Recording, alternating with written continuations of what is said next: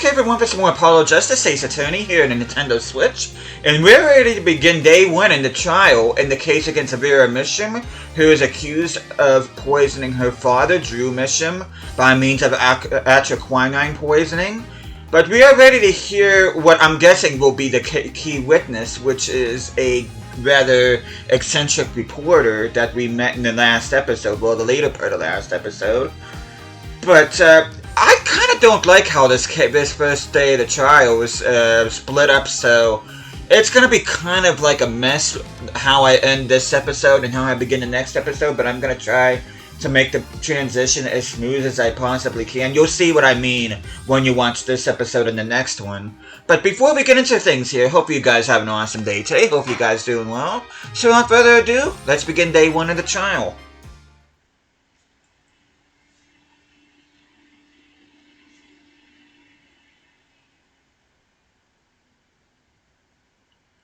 October 8th, 9:48 a.m. District Court, Defendant Lobby Number 6. Good morning. So, you're Vera, right? I'm Trucy. Trucy Wright. That's right with a W. But not right, right? We're on your side. You can tell us anything, please. Good morning. She speaks. Not bad, not bad. But I think you do better with a little smile, you know? You're so pretty, you need to sell yourself, you know? Juicy, let's take it easy for starters.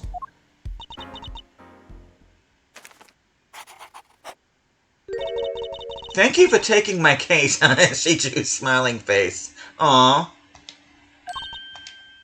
Okay, well, that's a start, I guess. There she goes with the nail polish again. That's great, really, it's so cultured.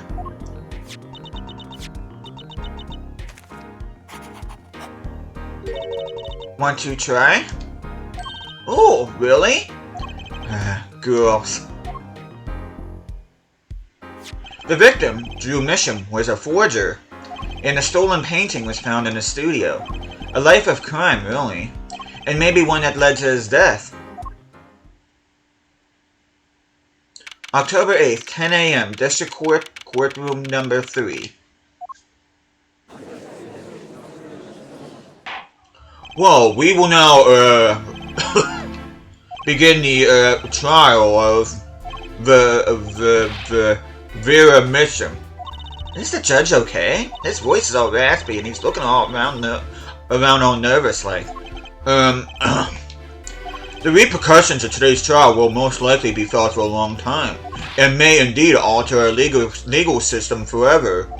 Today is a test of the jurist system, and the first step toward a new order in our courts. Daddy's secret mission! The jurists will function like a jury. It is hoped their inclusion will help the courts to better reflect the people's will. Why aren't there any jurists in the courtroom?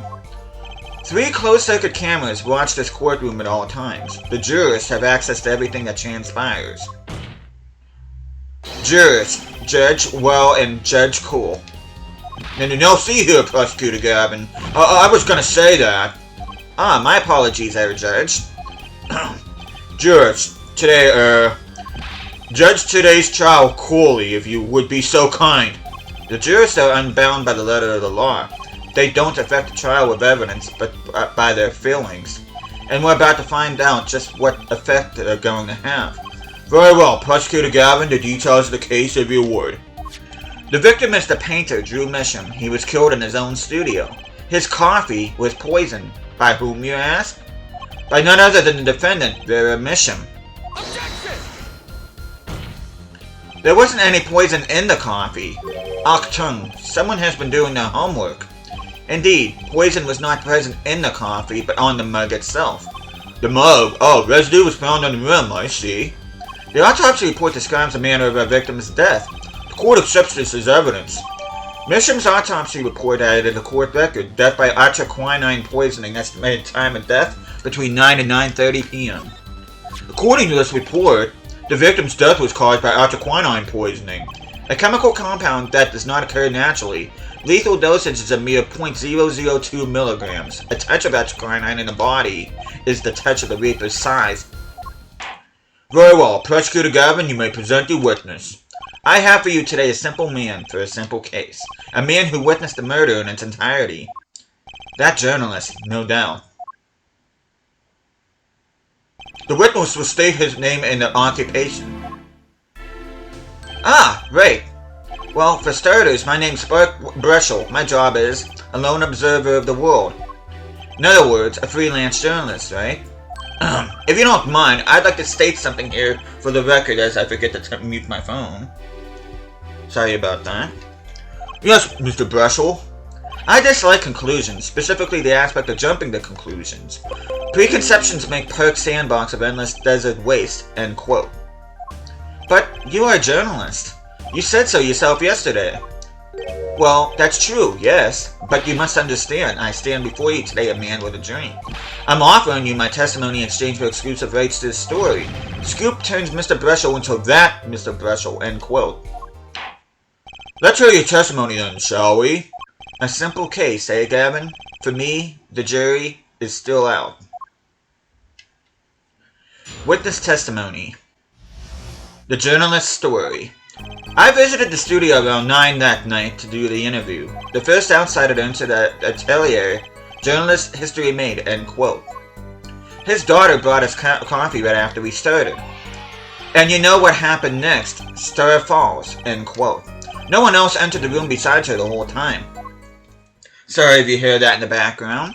That does sound like a simple case. Unless you were the one who poisoned them. What are you saying, Judge? Need I remind you, the cameras are rolling today. I felt the need to be a bit dramatic. You didn't do it, did you? Me do anything like that? Come on, that's like newsmaker making the news, end quote. Or even contemporary witch hunt, end quote. I know, wild accusations rock courtroom, end quote. Rock indeed. Prosecutor Gavin sure looks like he's having fun. I'm so happy for him. Very well, Mr. Justice, your cross-examination, please. And right before each cross-examination, I like to save, just in case I screw up somewhere. This shouldn't be too bad today, so hopefully I don't end up screwing this up.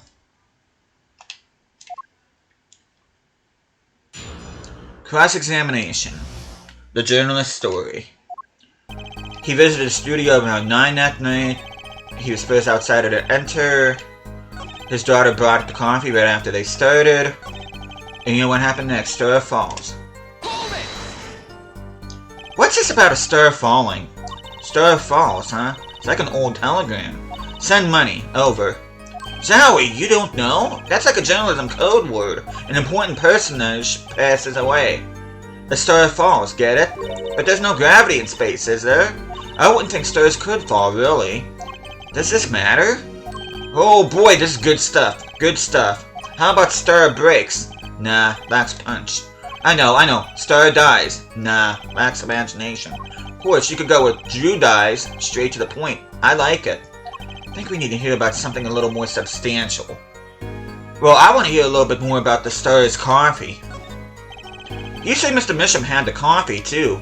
But did you actually see him drink the coffee? Of course. He who sees it wins, but he who says it wins bigger, end quote. I live in a man sees dog eat dog and writes about it world, yet? I guess I can't say I saw him drink it, really. He had one so-called sip, if that. Man puts lips to mug, drinks, end quote. That poison is quite virulent, I hear. My stomach did a so-called somersault, since I'd gulped down that coffee on so much a second glance at it. Wait, maybe something's there. Some kind of so-called trick. Anyone want to venture a guess, for the record? Does this guy have a pause button? Well, Mr. Justice, did you find that testimony valuable? Well, I think so. The victim drank his coffee that immediately fell over? Oh, yes. You can go to the press of that one. Your Honor, this is a vital piece of information. Please add it to the testimony. Very well, the witness will add this to his testimony. Vital, right. He had one sip, if that. The next moment, he was on the floor. Oh, really? Objection! You know what I have a problem with? A particular property of the poison used, atroquinine. Oh, Prosecutor Gavin was quite clear about the poison. A lethal dosage of 0.002 milligrams paralyzes the central nervous system. If you drank that, even you, Mr. Justice, would reduce to a quivering pile. Why are you using me as an example? Unfortunately, we weren't told everything. There was a vital omission in Prosecutor Gavin's information. An omission? Atroquinine is as violent as he says, but death doesn't come upon ingestion. Not immediately. That's because atroquinine is slow acting. Slow acting? What? According to one forensic scientist, it's one of the most virulent poisons, but is absorbed into the body astonishingly slowly. It takes at least 15 minutes from the time of ingestion for adverse effects to show. If we suppose that the moment Mr. Misham sipped the coffee was when he sealed his fate, then he would still have had time left to enjoy his last cup of joe. Order! What's the meaning of this? If what the defense says is correct, why, that contradicts the entire testimony we just heard. Well, Mr. Breschel, anything to say? On the record? Slow acting? It was virulent, alright. Even then, it had already begun It had already begun digging its claws into the journalism. Sorry for the stammer there. He's working on his scoop. Objection! It's Breschel, yeah? Herr Breschel? Let's take a trip back down memory lane.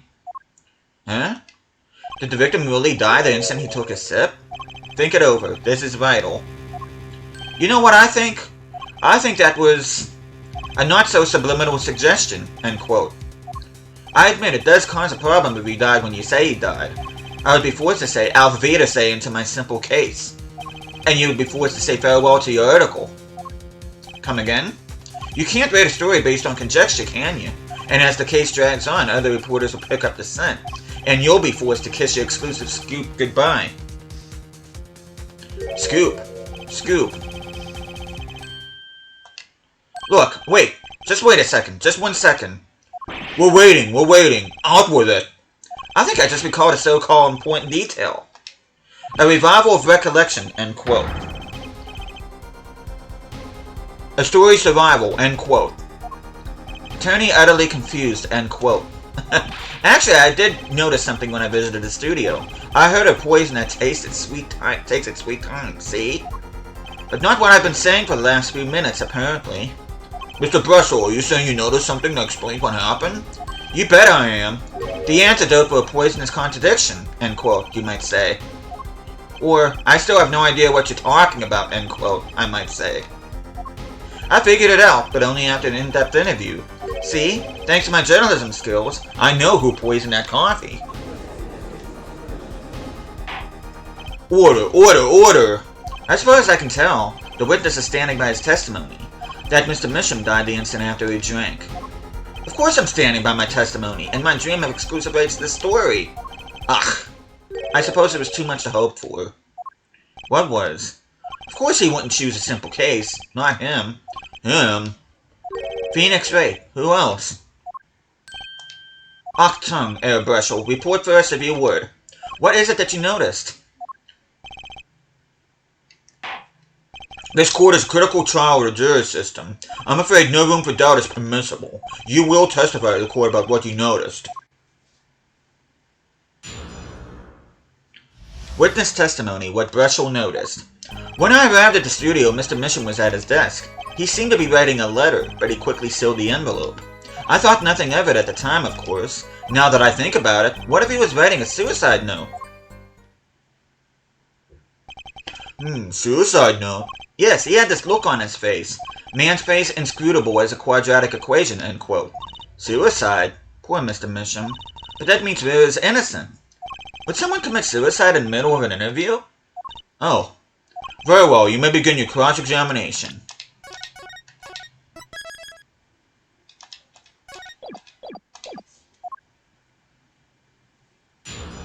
Cross-examination. What Breschel noticed.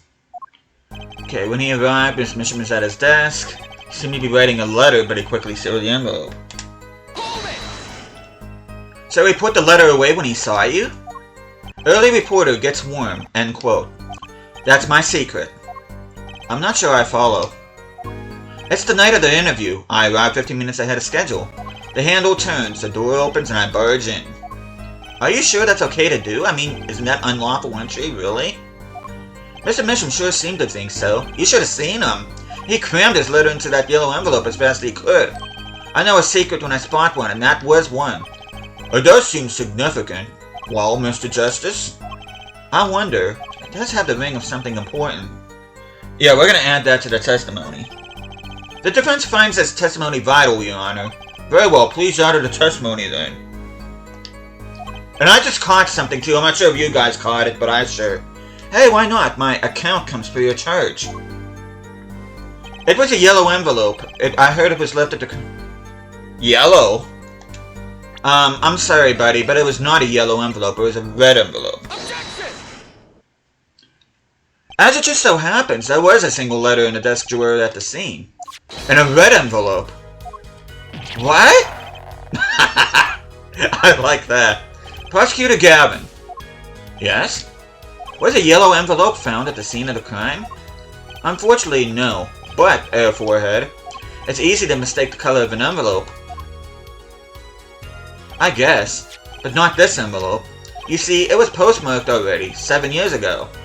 Well, Mr. Brushel, I can explain that. Jew, right? He wanted to get that letter in an envelope, pronto. Get it out of sight of my beady eyes, right? So he grabbed the nearest envelope and crammed away. And what about the whole red and yellow envelope contradiction, chump? Well, Mr. Justice, have you anything to say to the witness's claim? That night, the victim poured a letter he had been writing in a red envelope. That's not possible. That's impossible. Ah, I like your expression. So full of confidence. It's simple, really. As it just so happens, the defense team investigated the contents of this envelope with, the assistance of a forensic scientist. What? Note that this letter is addressed to Drew Misham. Oh? Why would he address a letter to himself? Let alone send a suicide note to himself. I've been scooped. Yes, you sure have. Order! Order! Order! Mr. Brushel, can you explain this to the court? Oh, my, how could I have forgotten? I suppose this happens to the best of us. Reporter gets old, forgets lots, end quote. I'm still waiting for an explanation, Mr. Brushel. Well, that's the thing, see? After he put his letter in that envelope, Mr. Misham sat there searching his desk drawer for something. His desk drawer? Yes, a stamp, a so-called postage stamp, end quote. A stamp? Whatever for? Well, to mail his letter, what else? And then, why yes, I think I saw him put it in his letter box. Yes, it was a yellow envelope, and he put it in that box. Well, apparently this yellow letter has nothing to do with his case. Oh, I wish that it did. Just think of that with a suicide note. What a story. Star writes suicide note in front of reporter. False, end quote. As I was saying, that has nothing to do with his case. That said, yes, Your Honor, it makes me wonder about the contents of that red envelope.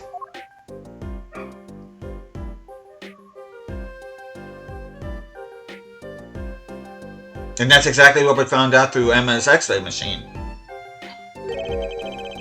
100 grand is quite a good deal of money. So this was from 7 years ago, yeah? So, am I finished? Here, I mean, am I finished here? I was thinking of, going home to start writing. What? No, you're not done! I hate to state what should be pretty obvious to anyone, but when you catch the scent of a story, you make that, rather unique face. Come on. Attorney has active imagination, little else, end quote. Even I noticed something, and my eyes aren't what they used to be. I'm starting to understand what all this perceiving stuff is about. Judge has active imagination, end quote. Please, continue with your testimony. Tell us about the scent of a story. Hey, I'm the one asking the questions here, usually. Witness testimony. The scent of a story. Actually, it took a bit of work to get a thumbs up on the interview. Reporter leverages story, gets his interview, end quote. The story concerned a certain case from 7 years ago. That red envelope probably had something to do with it. Say what you will, but Drew's talent was without compare. So you threatened to go with press with this story? That's how you got your interview? Blackmail? Well, yes. I mean, no. No. It wasn't exactly I'm not, Something wrong, Mr. Brushel? But look, this is my story, my tidbit. Journalist's info is livelihood, end quote. I see. While you have me chatting away in here, what's going on out there? What if some Wally Wordsworth or Sally Scooper gets wind of my story? They could be going to press while I'm going to waste. The court feels your pain, Mr. Brushel. Mr. Justice, let's pick up the pace. Don't mind if we do.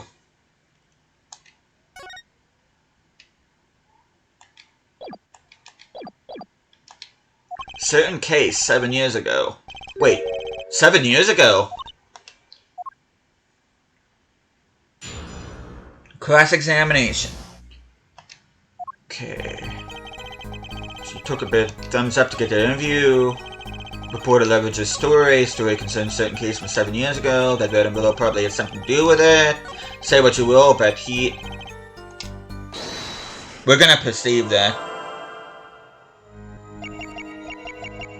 Say what you will, but Drew's talent.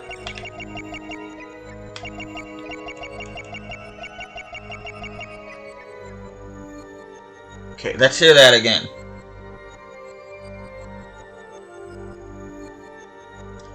Yeah, let's hear that again.